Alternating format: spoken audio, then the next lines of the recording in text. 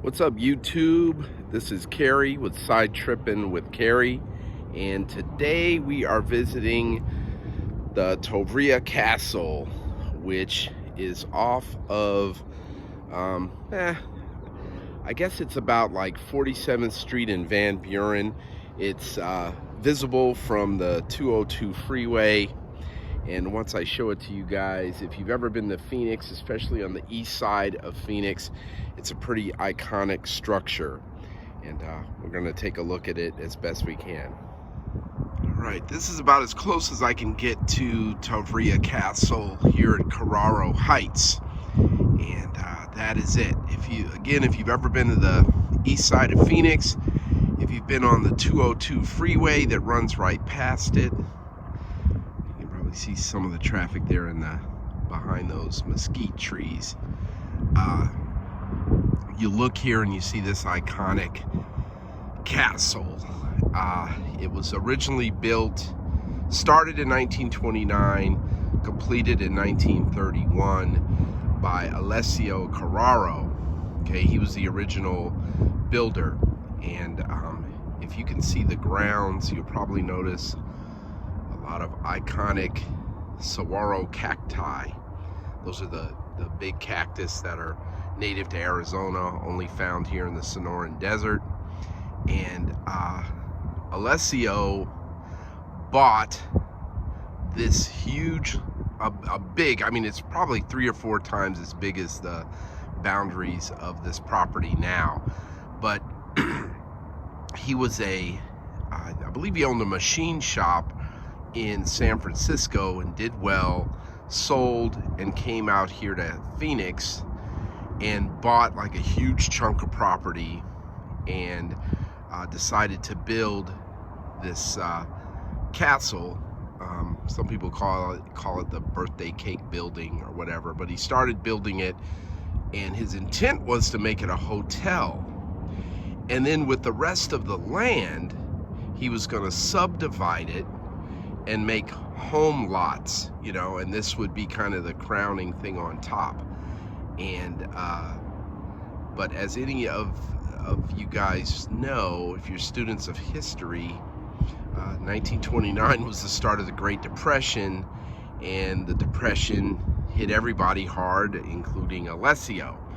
He wound up selling this property and some of the surrounding property to the Tovrea family, to Big Ed Tovrea, who owned a huge stockyard next door. He opened it up and or expanded it, and you know, some people say that Carraro sold the property for pennies on the dollar because of the stench of the feed yards made everything worse. But again, this is during the Great Depression, so you know, everybody was hurting, and so Mr. Carraro eventually sold, and he actually moved up to a town in northern Arizona called Yarnell, where he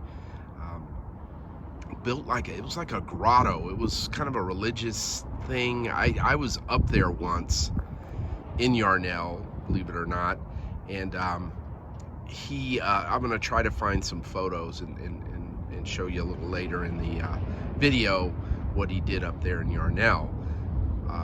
But so there is the castle.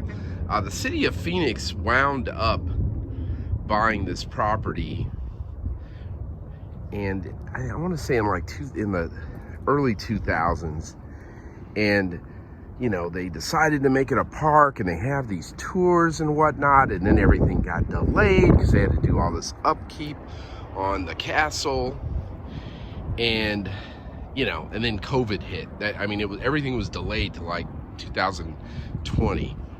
But it's kind of neat. They've got some, just to here at the entrance, they've got some of the people here. There's Della Tovrea Stewart.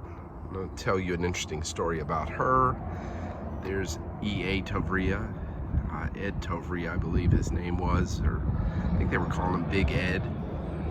He was the guy that bought it from Mr. Carraro, and he lived there and Della lived there.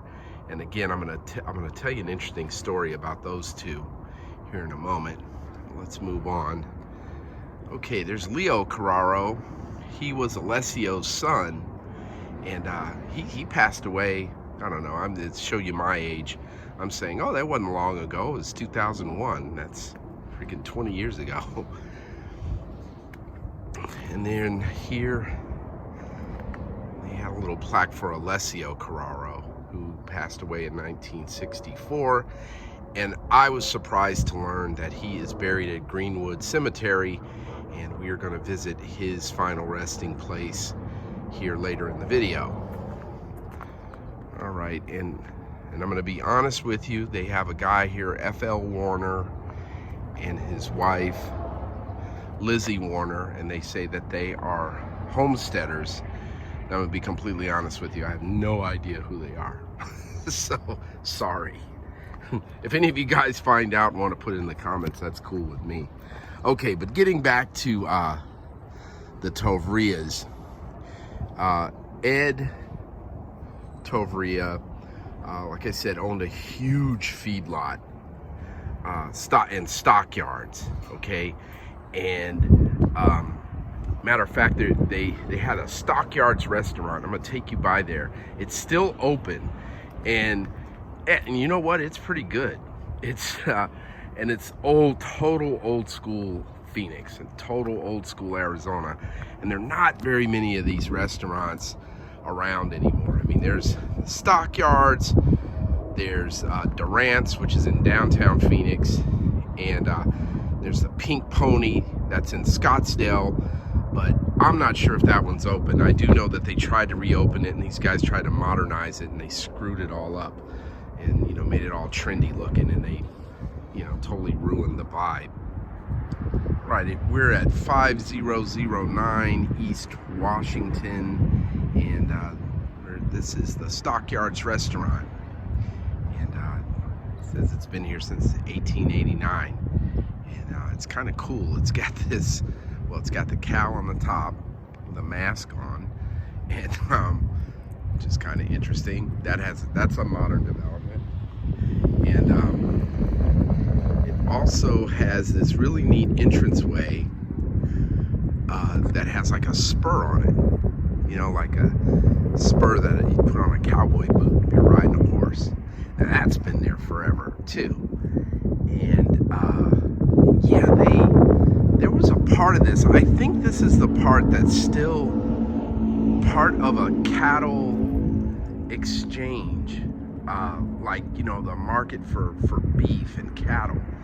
Because yeah, it's kind of there's sweets, and they, you know, formerly, I remember walking through here one time a few years ago, and there were prices marked and stuff like that, almost like, not like the New York Stock Exchange, but you know, there were prices of cattle and things like that. But this part has really changed. As you can see, there are a bunch of modern buildings and whatnot, but man, back in the late 60s and early 70s, man, this place was surrounded by stockyards, just pins and pins of cattle getting ready to be slaughtered. Because the Tovreas also had a meat packing plant, and I think the brand is still around. It's called Bar S. They were these hot dogs that I remember they used to sell here. They were pretty cheap, if I do say so myself. But here's the entrance to the Stockyards Restaurant. You go in there, and I've eaten there several times, and let me tell you something, it's really good. I'd recommend it. You know, because of COVID and everything, we're coming out of that. I haven't been in a while, but yeah, I'm gonna take the wife out one of these nights and come back down here, because I like these old school places. They're kind of fun to explore and just see. You know, a lot of them have history. There's a lot of old paintings and stuff inside there that are pretty neat. So there it is. All right, so next stop, guys, I'm gonna head to Greenwood, where there are several members of the Tovrea clan buried.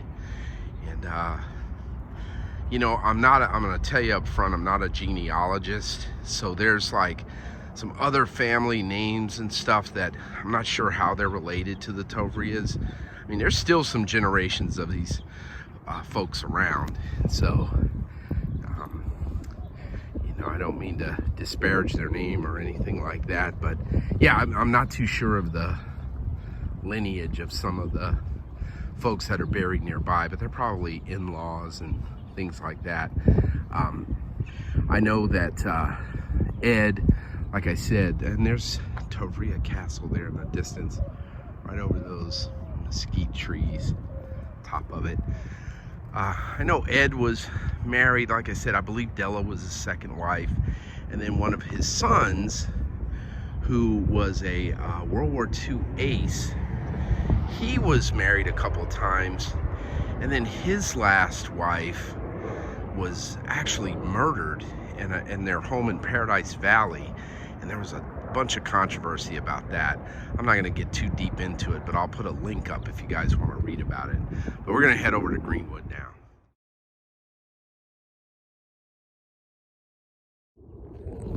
And here is the final resting place of the man who built the Tovrea Castle, as it's commonly known today, Alessio Carraro.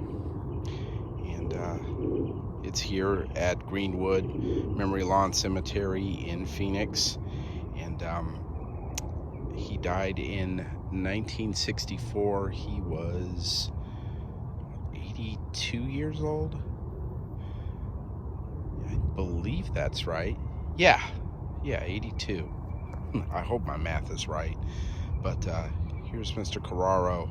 He also had a kind of a grotto that he built in Yarnell, Arizona, which is, gosh, Yarnell's in, I believe it's in Yavapai County. It's up the road a piece. And I actually went up there once for a court hearing, believe it or not. And up on a hill, there's these like sculptures and stuff that Mr. Carraro put together. And I'll put a link up. I was on the internet doing some research and saw some of the stuff there in Yarnell. They had a really bad fire up there a few years ago that reached those monuments, but I don't think it quite destroyed them. But here is Mr. Carraro, and just kind of pan around again. And our next stop will be the final resting place of many of the Tovrea family. They were quite well off, and so they have their own like niche, really, or I don't know how quite to describe it. It's not a, they don't have a you know, like a special mausoleum set up specially for them, but they have like this little section of the cemetery. I'll show it to you guys. That's kind of reserved just for them and their family. And they were, like I said, very well off. A couple of the sons were in World War II, including one that had a connection to the Great Escape from one of the stalags there, or the prison camps in POW prison camps in Germany in World War II. So we'll talk a little bit about that once we get there. But wanted you guys to see where Mr. Carraro's final resting place was, and it was on Find a Grave, but there was no GPS, but I just fixed that. So if you ever want to come out here and pay your respects, now you know where to go.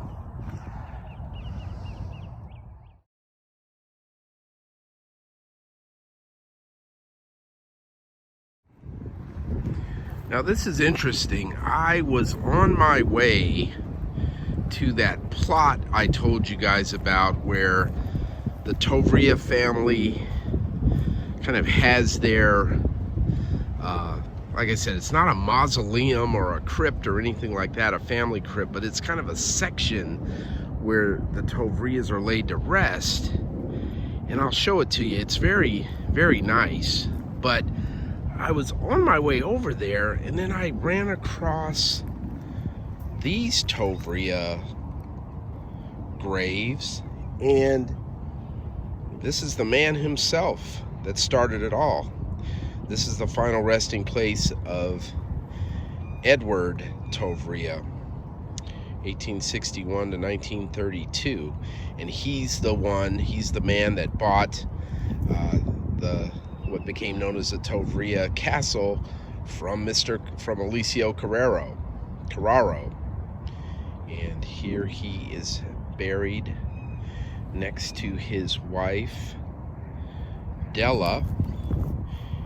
And I believe what happened here is that they carved in her death date when she passed away, but then they have a separate grave for Della. And and the further mystery is, here she is again, Della, and she's buried next to a fellow by the name of William Stewart. Now, I do know that Della passed away as a result of and I don't believe these guys got charged with murder, because the cause was too too tangential. I don't think they could reach it. But what happened was there was a break-in at the Tovrea Castle, and when Ed passed away, well, let me take a step back. When Ed passed away, he said that Della could live there at the castle for as long as she lived. I guess that was in his will. And she lived there for a very long time. So in 1969, these two knuckleheads broke into the castle, and they didn't think anyone lived there. And by that time, Della was quite advanced in age. I mean, let me figure it out here. She was, let's see, 81, if I have that right. Hopefully my math, again, is accurate. But the two burglars broke in, startled her. She had a gun that she kept under her pillow, and I guess there was a struggle for the gun. The gun went off, and there's like a bullet hole there in the kitchen of the Tovrea Castle that is there to this day. And she, these guys didn't beat her up or anything like that, but it was a cold, rainy day. One of the rare ones here in Phoenix. It was during the winter time, and she ran out of the house in her, night clothes. She's 81 years old, and she ran to a caretaker's house, and she contracted pneumonia, or caught pneumonia from being out there wet, and she died a couple of months later. So again, they did not charge these two knuckleheads with murder, but that's what happened. And I think like I said, as part of the will, she could live at the Tovrea Castle until she passed away. And I think what happened is, after Ed Tovrea died, she married this fellow by the name of William Stewart. He passed away 9 years before she did. She moved back into the castle, or maybe stayed there the whole time when she was married to William, and that's why she was there alone. There's another Tovrea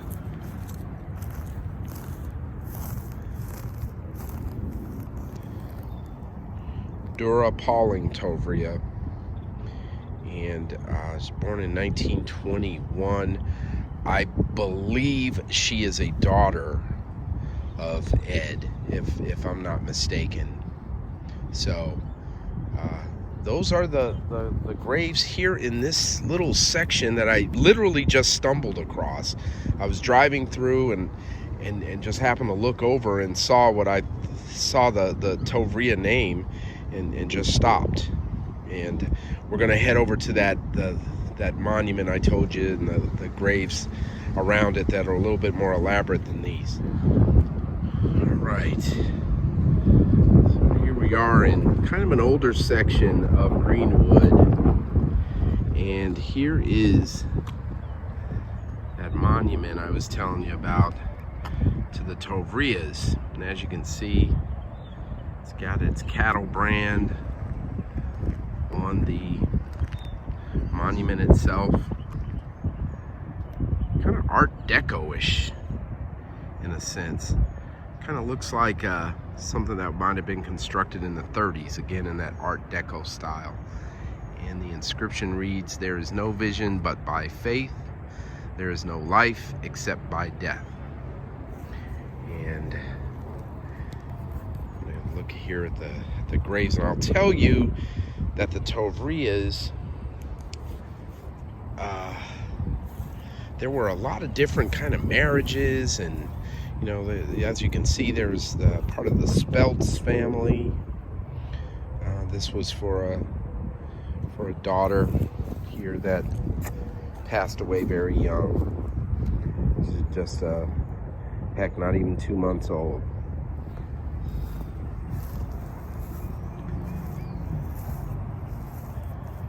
And Edward Spelts. And a couple of these guys, and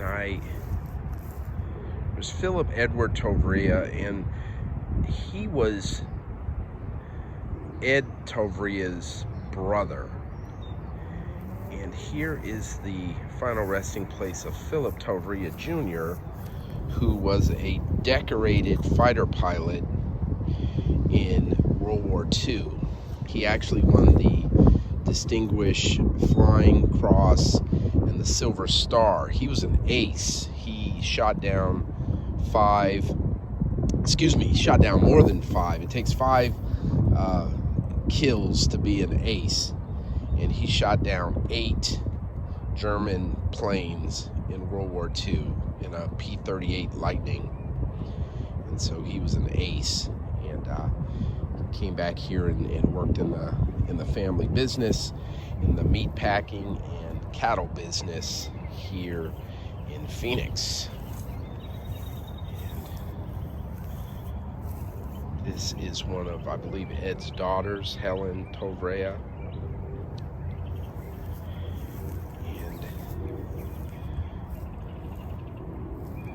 James Henry Brown Jr., Rodney Spelts. Again, that Spelts family is close to the Tovreas. And I thought Ed Jr. was buried here in this little section. And Ed Jr. was also a pilot in World War II.